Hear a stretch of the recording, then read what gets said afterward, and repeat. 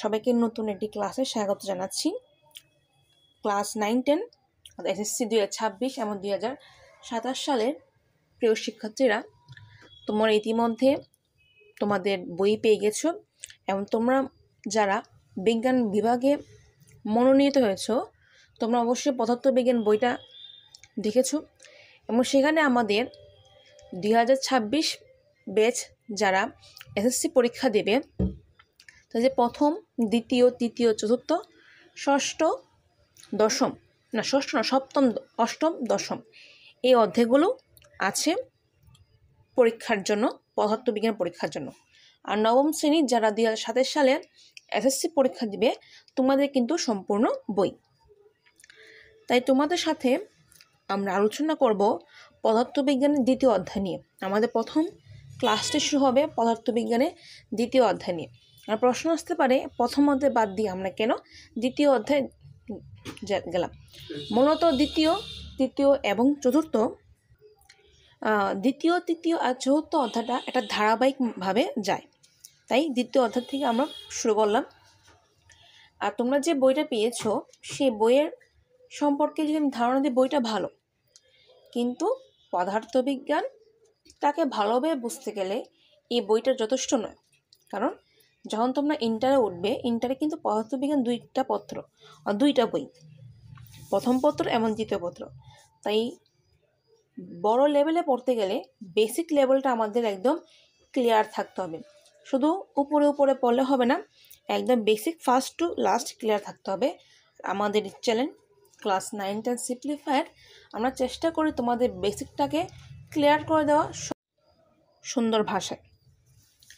তাহলে আমি শুরু করে দিই। গতি, যেটাকে আমরা মোশন বলি। আপনারা যারা বই পেয়েছেন অবশ্যই বইটা খুলুন এবং যারা বই পাননি আমরা ক্লাসটা মনোযোগ দিয়ে করার চেষ্টা করুন।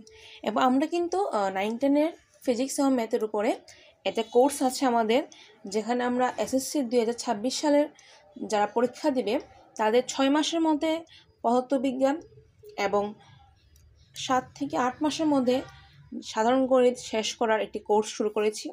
আপনারা যারা আগ্রহী হবেন অবশ্যই অনলাইনে যোগাযোগ করতে পারেন বা কমেন্টে অবশ্যই জানাতে পারেন। আমরা শুরু করছি গতি, মোশন। এখানে আমরা অনেক কিছু জানবো অধ্যায় থেকে। তো প্রথমে আমরা দুইটা জিনিস লিখলাম, যে এই দুইটা জিনিস প্রথমে আমরা জানতে পারবো।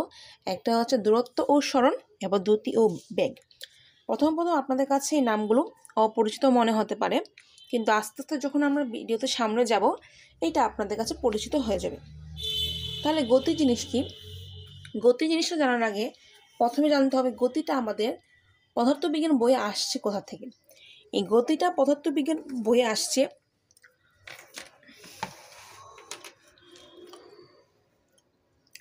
বলবিজ্ঞান নামক একটা অংশ থেকে।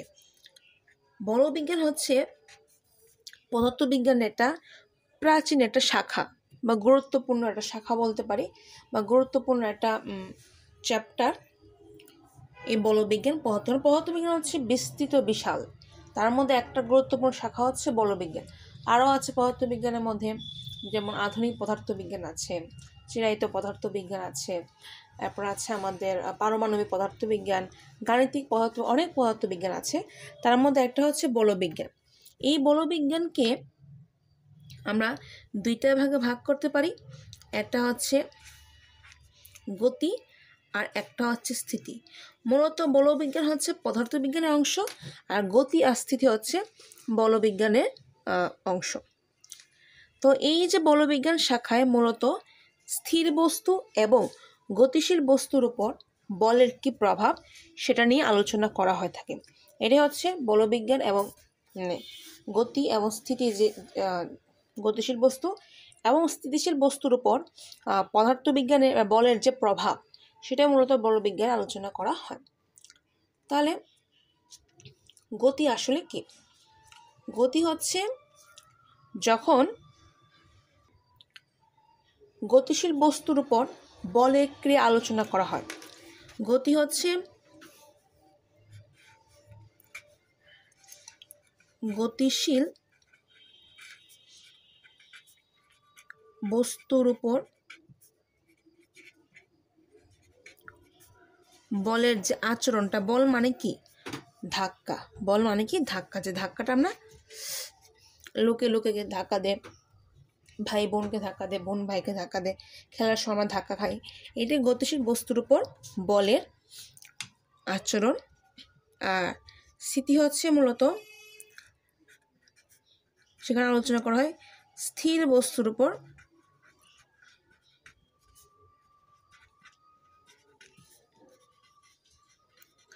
বলের আচরণ। তাহলে গতি এবং স্থিতি এটা পড়ার আগে আমাদের জানতে হবে দুইটা গুরুত্বপূর্ণ জিনিস। একটা হচ্ছে বস্তু আর একটা হচ্ছে কণা। ধরো আমি এটা একটা ইট নিলাম, এটা হচ্ছে একটা ইট। আমি যদি এটা দিয়ে তাকাই, এইটার একটা আকার আছে, নির্দিষ্ট আকার আছে এবং কি আছে? নির্দিষ্ট আয়তন আছে। তা নির্দিষ্ট আকার এবং নির্দিষ্ট আয়তন এবং এই ইটটা কিন্তু একটা স্থান দখল করেছে। আমরা বলতে এইটা কিন্তু আমাদের এই ব্যাপারের একটা স্থান দখল করেছে। তাই এইটা নির্দিষ্ট আকার আছে, নির্দিষ্ট আয়তন আছে এবং এই ইটটা কিন্তু একটা নির্দিষ্ট স্থান দখল করেছে। তাই এইটাকে আমরা কি বলতে পারি? বস্তু বলতে পারি। তাই বস্তু হতে নির্দিষ্ট আকার, আয়তন এবং সে একটা স্থান দখল করতে হবে। আর হচ্ছে কণা। কণা হচ্ছে, এটা পড়ার আগে আমাদের কিন্তু এগুলো জানতে হবে। আমি বলবো আপনারা নোট করে রাখেন, পদার্থবিজ্ঞানের জন্য আলাদা নোট খাতা তৈরি করেন, যেটা আপনাদের জন্য সবচেয়ে সহজ হবে। পরীক্ষার আগে একবার রিভাইজ দিতে পারবেন। আর যখন আপনি অধ্যায়ের অঙ্কগুলো সমাধান করবেন বা কোনো এমসিকিউ বা বহু নির্বাচন সমাধান করবেন, তো এই নোট করা থাকলে একটু রিভাইজ দিতে পারবেন। ঠিক আছে? তাহলে কণা কি? কণা হচ্ছে একটা বস্তু, যে বস্তুটা ক্লিয়ার বুঝছি। আর কণা হচ্ছে এমন একটা বস্তু যে বস্তু শুধু ভর আছে কিন্তু আয়তন নেই। অর্থাৎ এমন একটা বস্তু আমি নিলাম, ধরলাম এইটা, মনে হয় দেখা যাচ্ছে না, এটা দিয়ে খেয়াল করি, তার কিন্তু একটা ভর আছে। তার কি আছে? একটা ভর আছে, কিন্তু তার কিন্তু কোনো আয়তন নেই। তাহলে কণা হচ্ছে যে বস্তুর মোট ভর তার একটি বিন্দুতে কেন্দ্রীভূত থাকে। যে নিউক্লিয়াসের যে বস্তুর মোট ভর তা একটি বিন্দুতে কেন্দ্রীভূত থাকে, তাকে আমরা বলতে পারি কণা। তাহলে কণার হতে গেলে ভর থাকে কি?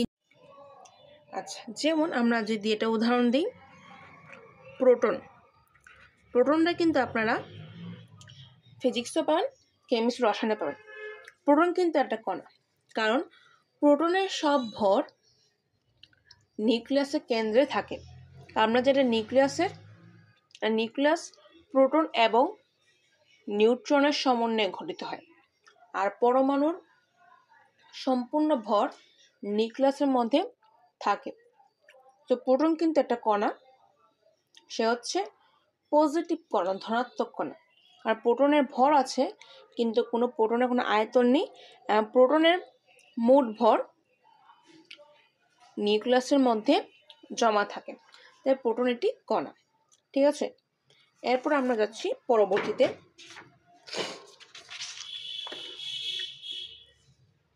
আচ্ছা, তাহলে নিশ্চয়ই আমরা কণা বস্তু সম্পর্কে ধারণা পেয়েছি। এখন আমরা জানবো হচ্ছে গতি এবং স্থিতি কাকে বলে, সেটা আমরা জানব। এই গতির ডেফিনেশন কি আর স্থিতির ডেফিনেশনটা আসলে কি? কারণ আমরা গতি আর স্থিতি পড়ার আগে আমরা বস্তু এবং কণা সম্পর্কে ধারণা নিয়ে নিলাম। স্থিতি হচ্ছে যখন একটা বস্তু, ধরলাম এই হচ্ছে একটা ডাস্টার, এটাকে একটা বক্স ধরলাম, এই বক্সটা এখানে আছে। প্রথম 2 মিনিটে এই বক্সটি এখানে আছে, পরের 5 মিনিটও বক্সটা এখানে আছে। প্রথম 2 মিনিটও বক্সটা এখানেই ছিল, আবার পরের 5 মিনিটে কিছু বক্সটা এখানে আছে, অর্থাৎ সময়ের পরিবর্তন হচ্ছে কিন্তু বক্স কিন্তু তার অবস্থান পরিবর্তন করছে না। প্রথম 2 মিনিটেও বক্সটা এখানে ছিল, পরবর্তী 5 মিনিটে কি বক্সটা এখানেই ছিল। তাহলে যেহেতু সময়ের পরিবর্তন হচ্ছে কিন্তু বক্সটি হচ্ছে তার কোনো পরিবর্তন করছে না বা তার অবস্থানে কোনো পরিবর্তন করছে না। তা স্থিতিটা হচ্ছে সময়ে পরিবর্তন হবে কিন্তু সময়ের সাথে সাথে বস্তু যখন তার অবস্থানের পরিবর্তন করবে না সেটা কি আমরা বলবো স্থিতি, বা বস্তু সে অবস্থাকে আমরা কি বলবো স্থিতি, আর বস্তুটাকে আমরা বলবো কি স্থির। যেমন আমি একটা গাছ নিলাম, ঠিক আছে, আমি সকালে ঘুমতে উঠে দেখলাম গাছটা আমার এখানেই ছিল, রাত্রে ঘুমাতে যাওয়ার সময় দেখলাম গাছটা আমার এখানেই আছে। সকালে ধরো আমি 7টার সময় ঘুমতে উঠলাম, রাত্রে আমি ঘুমালাম 10টায়, তাহলে এই যে 14-15 ঘন্টা, 14 ঘন্টা আগেও আমি দেখলাম গাছটি এখানে ছিল, 14 ঘন্টা পরও আমি দেখলাম গাছটি এখানে আছে, অর্থাৎ সময়ের পরিবর্তন হয়েছে কিন্তু গাছ কিন্তু তার অবস্থার পরিবর্তন করেনি। তার গাছের এই অবস্থাকে বলবো আমরা কি স্থিতি, আর গাছটাকে আমরা কি বলবো স্থির বস্তু। ঠিক আছে, এখন আমরা দেখব হচ্ছে গতি।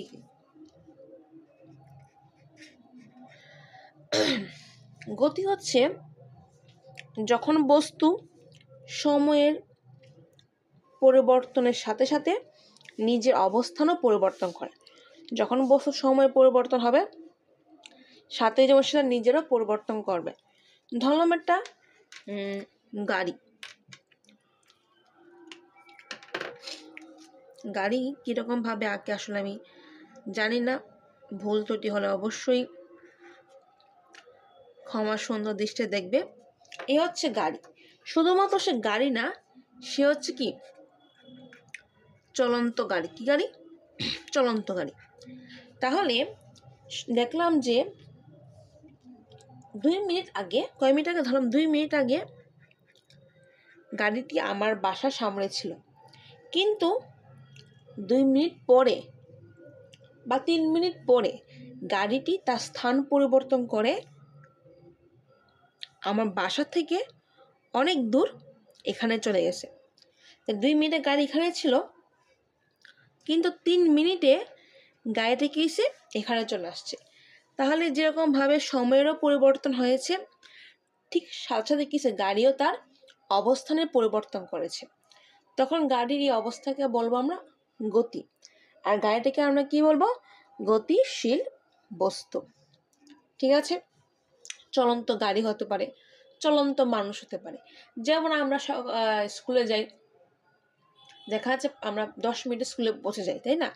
তাহলে বাসা থেকে বের হওয়ার সময় আমরা কি থাকি, বাসার সামনে থাকি, 10 মিনিট পর আমরা স্কুলে চলে যাই।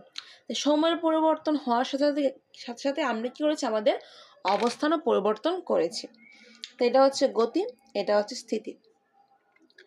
যেমন সেটা আমরা গতিশীল গাড়ি, গতিশীল বস্তু, মানুষ। ধরলাম একটা রয়্যাল বেঙ্গল টাইগার, ঠিক আছে, এই রয়্যাল বেঙ্গল টাইগার প্রথমে ধরলাম সে এ বিন্দুতে ছিল। কোন বিন্দু ছিল? এই বিন্দুতে T1 সময়, টাইমকে তো আমরা টি দিয়ে প্রকাশ করি। এরপরে T2 সময়ে সে বি বিন্দুতে গেল, T3 সময়ে সে সি বিন্দুতে গেল। তাই যত সময়ের পরিবর্তন হচ্ছে টাইগারও কিন্তু তার অবস্থা কি করছে, পরিবর্তন করছে। সেটাকে আমরা বলতে পারি তার গতি। ঠিক আছে, গতিকে আমরা বলি মোশন, স্থিতিকে আমরা বলি রেস্ট। এখন আমাদের 2 নম্বর অধ্যায়ে, যেহেতু অধ্যায়ের নাম গতি, তো সেটা স্থিতি নিয়ে বিশেষ কোনো আলোচনা নেই, সেখানে সব কিছু গতি নিয়ে আলোচনা। তো প্রথমে আমরা জানবো হচ্ছে গতির প্রকারভেদ। তো গতি মূলত 5 প্রকার। গতির প্রকার কত? গতি মূলত 5 প্রকার। 1, আমরা যে বইয়ের দিকে তাকাই, সরল রৈখিক গতি, 2 চলন গতি, 3 ঘূর্ণন গতি, 4 পর্যায়বৃত্ত গতি, আর 5 নাম্বার হচ্ছে স্পন্দন গতি। তাই গতি হচ্ছে 5 প্রকার: সরলরৈখিক গতি, চলন গতি, ঘূর্ণন গতি, পর্যায়বৃত্ত গতি এবং স্পন্দন গতি।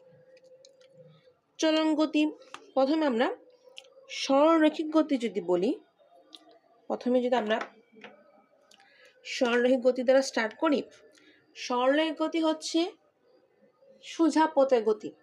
অর্থাৎ আমি যদি সোজাসুজি একটা রাস্তা ক্রস করি, আমি যদি সোজাসুজি একটা কি বলবো ব্রিজ ক্রস করি, আমি সোজা ব্রিজ ক্রস করি, সেটা একটা সরলরৈখিক গতি হতে পারে। আমি একটা সোজাসুজি রাস্তা ক্রস করলাম, সেটাও একটা সরলরৈখিক গতি হতে পারে। মানে আমি যখন সোজা সরল পথে কোনো কিছু আমার অবস্থানে পরিবর্তন করব, তাহলে সরলরৈখিক বুঝলাম যে সোজা পথে যে গতিটা হবে সেটা হচ্ছে সরলরৈখিক গতি। এখন হবে আমাদের চলন গতি। চলন গতি হচ্ছে কোনো বস্তু যখন এমনভাবে চলতে থাকে।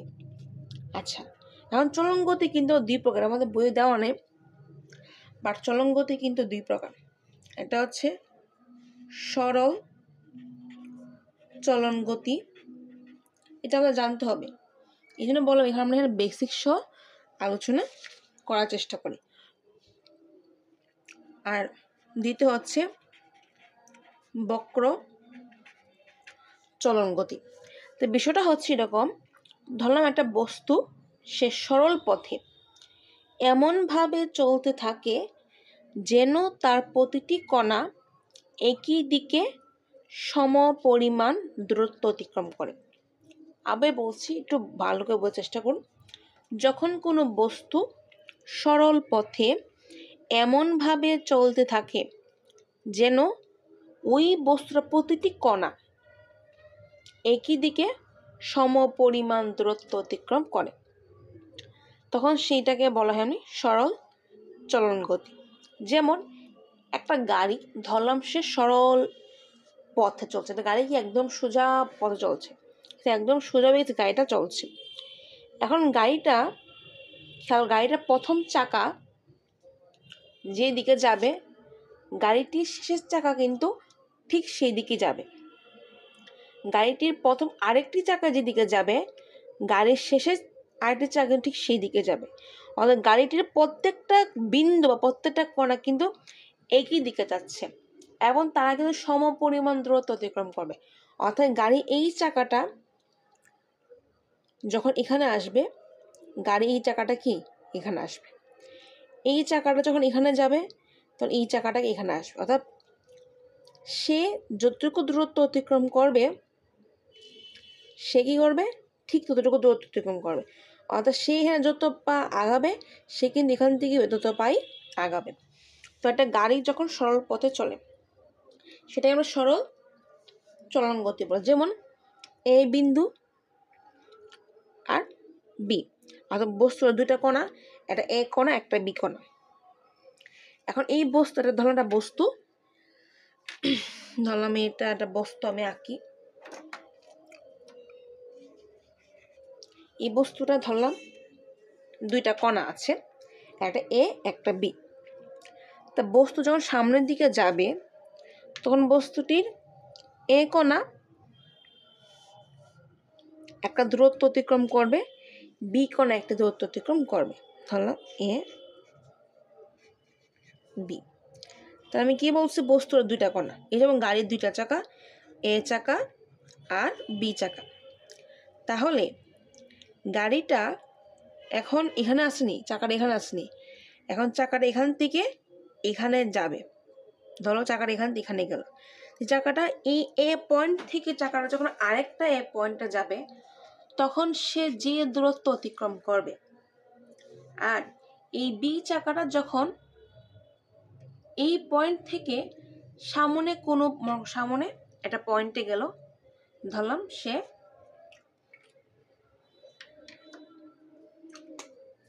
এই পয়েন্টে আসলো, তাহলে এটা এখান থেকে এখানে গেল, এখান থেকে এখানে যাওয়ার ধরলাম সে x1 দূরত্ব অতিক্রম করছে, আর বি কোণাটা এখান থেকে এখানে আসলো, ধরলাম সে x2 দূরত্ব অতিক্রম করেছে। আর এই x1 আর x2 মান যদি সমান হয় তখনই বলবো গাড়িটিকে আমার সোজা সরল পথে চলছে। আমি আবারও কথাটা বললাম যে এই হচ্ছে আমি যেটা গাড়ি আঁকার চেষ্টা করি, বেসিক সহ আপনারা বুঝুন, ঠিক আছে? এই হচ্ছে গাড়ির বি বিন্দু, গাড়ির এ বিন্দু। এখন গাড়িটা সামনের দিকে আগাবে, যেহেতু গাড়িটা সামনের দিকে এগোবে, গাড়ি এই চাকাটা এখান থেকে x1 দূরত্ব অতিক্রম করে এখানে আসলো, অর্থাৎ গাড়িটির এই চাকাটা এখান থেকে x1 দূরত্ব অতিক্রম করে এখানে আসলো। আর গাড়িটির বি চাকাটা এখান থেকে ধরি আমরা চাকাটা ধর এখানে আসলো, কিন্তু চাকা লেখার জায়গা নেই, এখানে আসলো, অর্থাৎ চাকাটা এখানে ছিল, এখান থেকে সে x2 দূরত্ব অতিক্রম করে এখানে আসলো। এখন যদি x1 আর x2 এর মান সমান হয় তাহলে গাড়িটাকে সরল পথে চলবে, অর্থাৎ x1 x2 মান সমান কি, অর্থাৎ এ প্রথম চাকার এখানে গেল আর দ্বিতীয় চাকাটা প্রথম চাকার স্থান দখল করলো, সেটাকে আমরা বলবো সরল চলন গতি, ঠিক আছে? এখন আমাদের আসে হচ্ছে বক্র চলন গতি। সরল চলন গতি তো শেষ, এখন আসে আমাদের বক্র চলন গতি। আমরা নাগরদোলা দেখেছি না? নাগরদোলা আমাদের কি হয়, প্রথমে এখানে একটা ঘর থাকে যেখানে মানুষ বসে, এরপরে ধরো এখানে একটা এরকম তো নাগরদোলা হয়, এরপরে আবার এখানে একটা ঘর থাকে,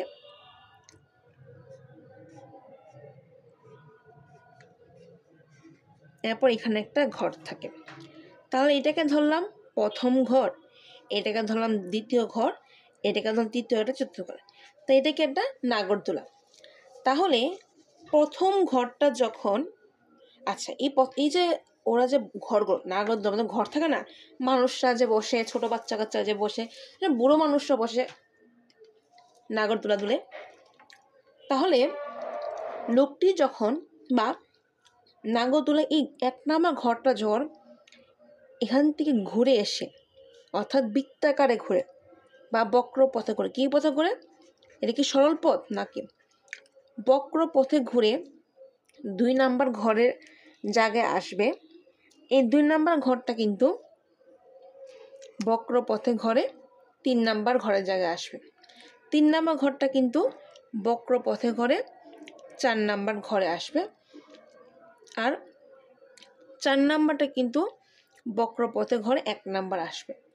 এমন প্রত্যেকটা বক্র পথ ধরলাম 1 থেকে 2 এর x1, 2 থেকে 3 x2, 3 থেকে 4 x3, 4 থেকে 5 হচ্ছে কি x4। যদি এই x1, x2, x3 আর x4 এর মান সমান হয়, কি বললাম, x1, x2, x3, x4 এর মান সমান হয়, তাহলে আমি বলবো এই নাগরদোলাটা বক্র চলন গতিতে যাচ্ছে, অর্থাৎ সে চলন গতি কিন্তু তার সে যে রাস্তাটা ধরেছে সে রাস্তাটা কি বক্রপথে, সে রাস্তাটা কি বক্রপথে, এবং সংজ্ঞা অনুযায়ী সে কিন্তু প্রতিটি কণা একই দিকে সমান পরিমাণ দূরত্ব অতিক্রম করতে, প্রতিটি কণা গেছে একই দিকে সমান পরিমাণ দূরত্ব অতিক্রম করছে। ঠিক আছে, সব সমান সরল বক্রচলন গতি। এরপর আসে আমাদের কি ঘূর্ণন গতি। তো সংজ্ঞার আশা করে বলেছি, এরপরও সমস্যা নাই, আমি কিন্তু আমাদের ভিডিওর যে পোস্ট অংশগুলো আছে না চ্যানেলে, সেখানে কিন্তু আমি আপনাদের জন্য সংজ্ঞা প্রশ্ন সহ উত্তর লিখে দিব। ঠিক আছে, কারণ আমাদের পদার্থবিজ্ঞানের বা বিজ্ঞান অংশের ফিজিক্স, কেমিস্ট্রি, বায়োলজি আমরা যে জায়গাটা সবচেয়ে কম নাম্বার পাই, একটা হচ্ছে এমসিকিউ আর একটা হচ্ছে জ্ঞানমূলক প্রশ্ন। আপনারা ধীরে ধীরে দেখবেন আর জ্ঞানমূলক প্রশ্ন। তাই আমি চেষ্টা করবো একটা অধ্যায় থেকে কি জ্ঞানমূলক আসতে পারে, বিগত বছর কি জ্ঞানমূলক আসছে সেগুলো আপনাদেরকে সমাধান করে দেওয়া। এমন সেখান থেকে আমি হলফ করে বলতে পারি 99% আপনার কমন আসবে। ঠিক আছে, এরপর আসছে ঘূর্ণন গতি, যেখানে বলে স্পিন মোশন। ঘূর্ণন মানে হচ্ছে স্পিন আর গতি হচ্ছে মোশন। তো ঘূর্ণন গতি হচ্ছে যখন কোনো বস্তুর গতি এমন হয়, আচ্ছা এটা আমি সংজ্ঞা থেকে আপনাদেরকে একটু সহজে বোঝাই পৃথিবীর গতি দ্বারা। এই হচ্ছে ধরলাম একটা, এই হচ্ছে আমাদের পৃথিবী, আর্থ। এই হচ্ছে আমাদের পৃথিবী। আমাদের পৃথিবী কিন্তু তার নিজ অক্ষের চারদিকে কিন্তু 24 ঘন্টা একবার ঘোরে, তাই তো? আমাদের পৃথিবী কিন্তু তার নিজ অক্ষের চারদিকে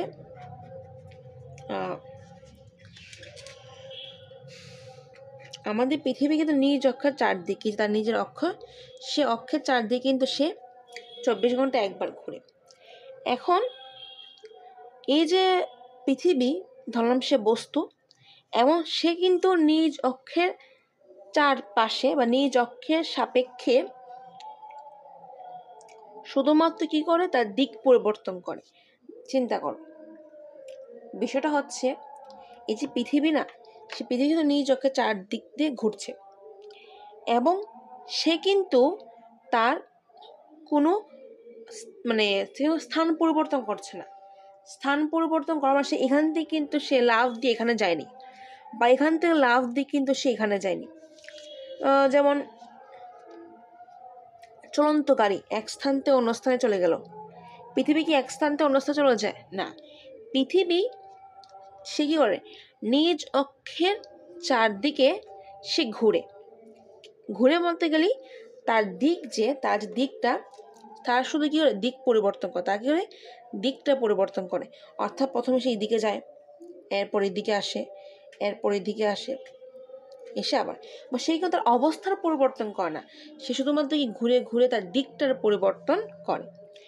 তাহলে এটা কিন্তু ঘূর্ণন গতি। যেমন আমি যদি বলি ফ্যান, আমরা যদি ফ্যানের কথা চিন্তা করি, ধরলাম এই হচ্ছে একটা ফ্যান, এটা হচ্ছে তার ডান্ডা মানে মাথার উপরটা, আর এটা হচ্ছে তার পাখা থাকে, যে একটা পাখা, দুইটা পাখা, তিনটা পাখা। আচ্ছা, ফ্যান যখন ঘুরে, আপনারা আপনাদের রুমের ফ্যানের দিকে তাকান, এই যে পাখাগুলো আছে না, তারা কিন্তু দিক পরিবর্তন করছে, নাকি একটা পাখা দৌড় মেরে অন্য কোনো ফ্যানের কাছে চলে গেছে, নাকি একটা পাখা আরেকটা পাখার শরীরের উপরে গেছে, মানে তাদের ডানাগুলো একটা আরেকটা শরীরের উপরে উঠে গেছে, নাকি এটা লাফ দিয়ে মাথার উপরে গেছে। কেউ কিন্তু তার অবস্থানে পরিবর্তন করছে না। তাকে মিস্ত্রি ভাই যে নাট বল্টু দিয়ে যে স্থানে টাইট করে লাগিয়ে দিয়েছিল, সে কিন্তু ঠিক সেই স্থানে আছে, কিন্তু সে শুধু তার দিক পরিবর্তন করে। সে একবার এদিকে যাচ্ছে, তো সেই দিকে আসছে, সেই দিকে আসছে। তারা শুধুমাত্র তাদের যে দিকটা পরিবর্তন করছে, তারা কেউ তাদের অবস্থান কিন্তু পরিবর্তন করছে না। এবার তুমি ফ্যানটা বন্ধ করো, আস্তে আস্তে তারা কিন্তু তাদের স্থানে চলে গেছে। এখানে তুমি যদি 1 নাম্বার 2 নাম্বার 3 নাম্বার দেখো ডানার মধ্যে, তাহলে 1 1-এর জায়গায় থাকবে, 2 2-এর জায়গায় থাকবে, 3 3-এর জায়গায় থাকবে। কেউ তার অবস্থানের পরিবর্তন করবে না, শুধু দিকের পরিবর্তন করবে। ঠিক সেরকমভাবে পৃথিবীর ক্ষেত্রে হয়, ঠিক সেরকমভাবে ঘূর্ণায়মান ফ্যানের ক্ষেত্রে হয়। ঠিক সেরকমভাবে আবার লাঠিমের ক্ষেত্রেও হয়। এই যে লাঠিম যে ঘুরে, লাঠিম কি করে, তার দিকটা পরিবর্তন করে, নাকি লোহাটা লাঠিমে যে লোহাটা খুলে অন্য স্থানে চলে যায়, নাকি লাঠিমের মাথা খুলে যায়, এরকম কিছু হয় না। শুধুমাত্র তারা কি তাদের দিক পরিবর্তন করে। তো এটা হচ্ছে ঘূর্ণন গতি। তাহলে আশা করি ঘূর্ণন গতিটা আমি আপনাদেরকে বোঝাতে পেরেছি। এখন হচ্ছে আমরা চিন্তা করবেন না, এই প্রত্যেকগুলোর সংজ্ঞা কিন্তু লিখে দেব, এটা চিন্তা কিছু নেই, ঠিক আছে। এখন হচ্ছে পর্যায়বৃত্ত গতি। পর্যায়বৃত্ত গতি হচ্ছে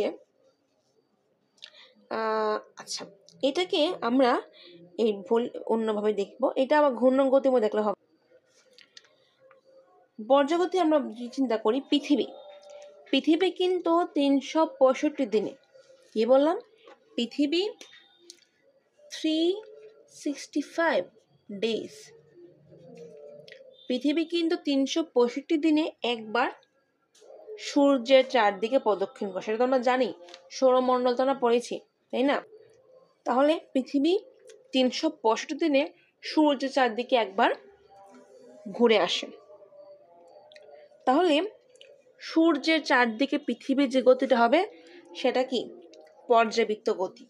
তাহলে পর্যায়বৃত্ত গতির সংজ্ঞাটা হচ্ছে এটাই, যখন কোনোটা বস্তু নির্দিষ্ট সময় পর পর একই পথ ভ্রমণ করে এবং বারবার একই দিকে চলতে থাকে। আচ্ছা, আমি এটাই লিখে দিই, এটা মনে হয় একটু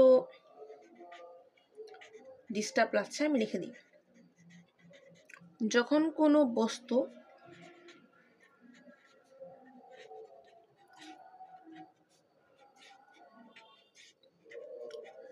একটা নির্দিষ্ট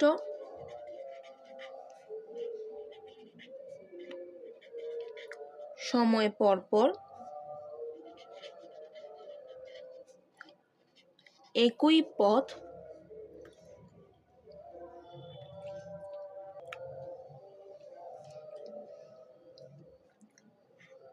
ভ্রমণ করে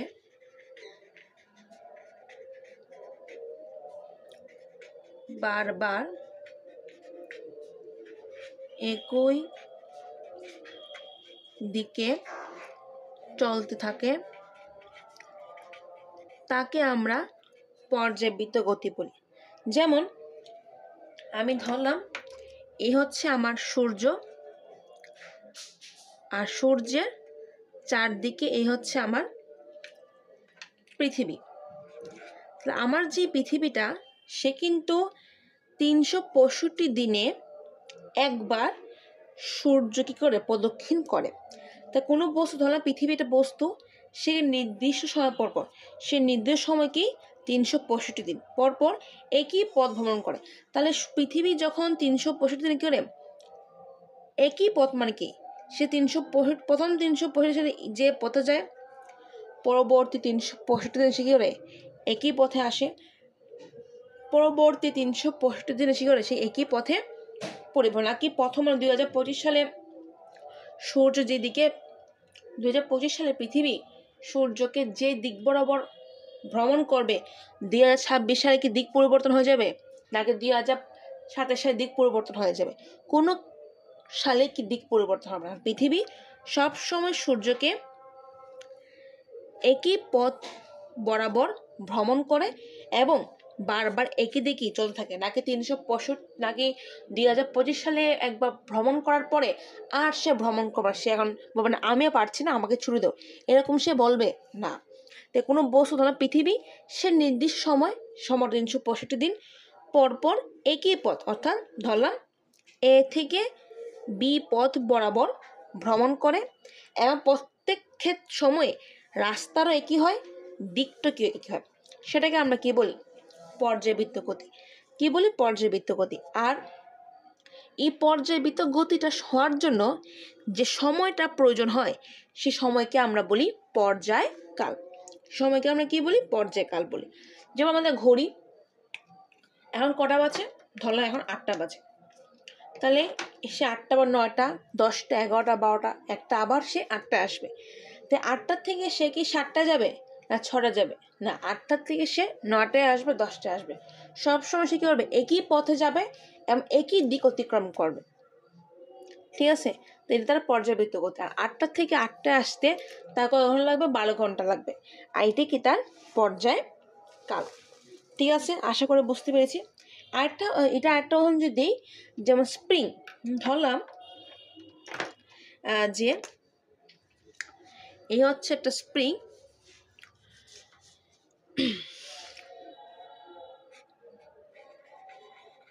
এই স্প্রিংয়ের মধ্যে আমি একটা বস্তু ঝুলে দিলাম। কি দিলাম? বস্তু স্প্রিংয়ের মধ্যে ঝুলে দিলাম। এখন আমি যে বস্তুটাকে নিচের দিকে টান দিই, টান দেওয়ার পরে যদি আমি ছেড়ে দিই তো কী হবে, বস্তুটা একবার উপরে একবার নিচে, একবার উপরে একবার নিচে, অর্থাৎ নির্দিষ্ট সময় পর পর স্প্রিংটি কী হবে, একই দিক অতিক্রম করবে, উপরে নিচে, আপ ডাউন একই দিকে যাবে এবং একই পথে যাবে, নাকি অন্য দিকে আপ ডাউন হবে। সে আপ আপ ডাউন, তার পথটা কী হবে, এই দিক বরাবর হবে, তার দিকটা ওই দিক বরাবর হবে এবং একটা নির্দিষ্ট সময় হবে। তো এইটাকে তো আমরা কী বলতে পারি, স্প্রিং গতিটা আমরা পর্যাবৃত্ত গতি বলতে পারি। ঠিক আছে, ওকে। এরপর আসা হচ্ছে আমাদের পর্যায়বৃত্ত গতি। শেষ দুঃখিত, স্পন্দন গতি। কি আসে? স্পন্দন গতি। আচ্ছা, আমরা আগের আমলে ঘড়িগুলো দেখছিনি, যে ঘড়িগুলোর নিচে এরকম পেন্ডুলাম এরকম থাকে। আগের ডং ডং, 12টা বাজে ডং ডং করে, 1টা বাজে ডং ডং করে, এরকম ঘড়ি দেখছি তো, নিচে যে লাগানো থাকে। আচ্ছা, তাহলে স্পন্দন গতি হচ্ছে যখন কোনো বস্তু নির্দিষ্ট সময়ে পর পর বিপরীতমুখী হয়, এটা হচ্ছে পেন্ডুলাম। তাহলে যখন সে দুলে, পেন্ডুলামটা যখন আমরা 12টা বাজলো তখন সে ডং ডং আওয়াজ করে না?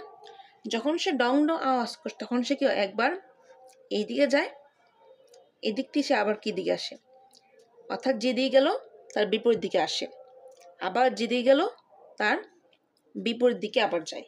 তো যখন কোনো বস্তু নির্দিষ্ট সময় পর পর, 12টার সময় একবার ডং ডং করলো, 1টার সময় আবার ডং ডং করলো, 2টার সময় ডং ডং করলো, যখন কোনো বস্তু নির্দিষ্ট সময় পর পর এরকম বিপরীতমুখী হয় তখন তার এই গতিকে আমরা বলি স্পন্দন গতি। কি তার গতিকে আমরা কি বলি? স্পন্দন গতি, বা আরেকটা বলা যায় দোলন গতি। অর্থাৎ যখন কোনো বস্তু নির্দিষ্ট সময় পর পর, ধরো 5 মিনিট পর পর, 10 মিনিট পর বা 1 ঘন্টা পর পর একবার এদিকে যায়, যেদিকে যায় আবার তার বিপরীত দিকে আসে, সবসময় না, নির্দিষ্ট সময় পর পর শিকারে বিপরীত মুখে। বিপরীত মানে কি, এখানে ছিল আওয়াজ করছে, এখানে গেছে, আবার এখানে আসছে, তো যেদিকে গেছে তার বিপরীত দিকে আসছে, একই দিকে আসছে, বিপরীত দিকে আসছে। তো যখন কোনো বস্তু নির্দিষ্ট সময় পর পর তার কি করে, দিক পরিবর্তন করে বা বিপরীতমুখী হয়, তখন তার গতিকে আমরা বলি দোলন গতি বা স্পন্দন গতি। যেমন পেন্ডুলামের গতি, দোলনার গতি, সেটা হচ্ছে কি দোলন গতি বা স্পন্দন গতির মধ্যে। তো স্প্রিংয়ের গতি কিন্তু এক প্রকারের স্পন্দন গতি। কেন? টান মারলাম, বস্তুটাকে ধরে ছেড়ে দেওয়ার পরে একবার উপরে একবার নিচে, একবার উপর একবার নিচে, তো বিপরীতমুখী হয়ে বারবার কি করবে, সে দোল খাবে, একবার উপরে একবার নিচে, একবার উপর একবার নিচে, অর্থাৎ নির্দিষ্ট সময় পড়বে কি হবে, সে বিপরীতমুখী হবে। তা সেও কিন্তু একটা পর্যাবৃত্ত গতির মধ্যে পড়ে, স্পন্দন গতির মধ্যে পড়ে, বা যে দোলন গতি যদি বলি, আর এগুলো কি দোলন গতি বা স্পন্দন গতি। ঠিক আছে, ওকে, পরবর্তী পর্বে আবার দেখা হচ্ছে।